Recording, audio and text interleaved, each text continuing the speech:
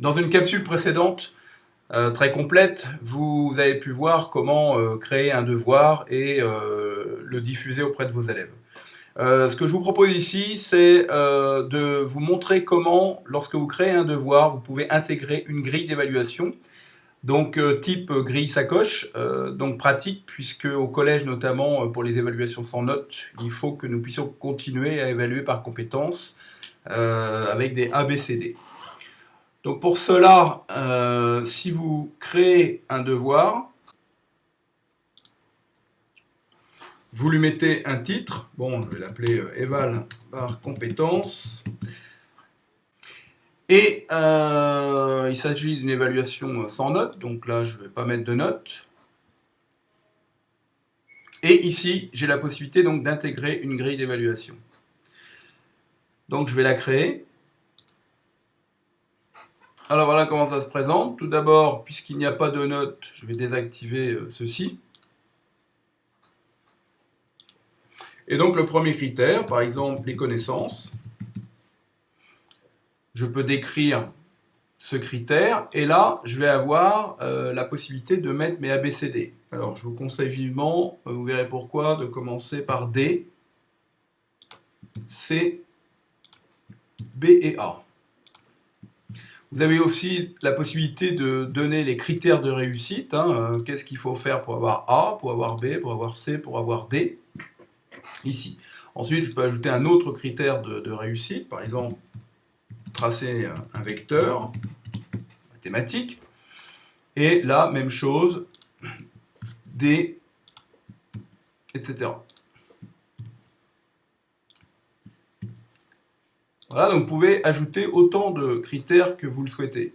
Petite remarque, si on avait activé les notes, on pourrait à chaque fois dire que les connaissances, par exemple, c'est sur 5 points, etc., etc. Donc il y a possibilité de mettre une note. J'enregistre ma grille. Et là, je peux demander à l'élève de faire l'exercice 24, page 65, dans un Google Doc. Et donc, je vous rappelle qu'une vidéo a déjà été faite pour vous apprendre à poster donc un devoir aux élèves. Je publie ce devoir. Alors maintenant, nous allons voir du côté élève. Donc, l'élève, si je rafraîchis la page, il a bien reçu le nouveau devoir, donc nous allons y aller. Donc comme on lui demande ici, alors vous voyez la grille apparaît pour lui, et vous voyez dans le bon ordre, A, B, C, D. C'est pour ça qu'il fallait qu'on commence D, C, B, A, parce que sinon ici, ça aurait pas fait A, B, C, D, ça aurait fait D, C, B, A. Donc là l'élève va, pour répondre, par exemple, il va ajouter un Google Doc. Il va l'ouvrir, et donc il va pouvoir faire son exercice. Donc question 1.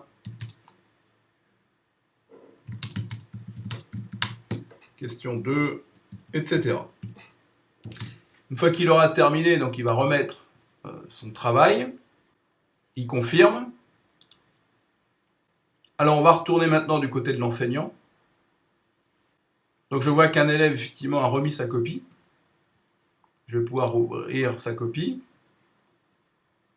Et donc là maintenant, je vais pouvoir donc évaluer par connaissance, puisque vous voyez que ici j'ai ma grille.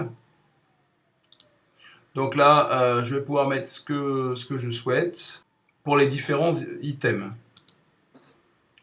Voilà, possibilité à la fin de mettre mon commentaire que je publie et de lui rendre la copie. Côté prof toujours, vous voyez que là, j'ai le récapitulatif, donc facile pour moi ensuite de rapporter tout ça dans Sacoche pour faire le bilan des évaluations. Côté élève maintenant, vous voyez que effectivement il a accès à mon commentaire et à sa note.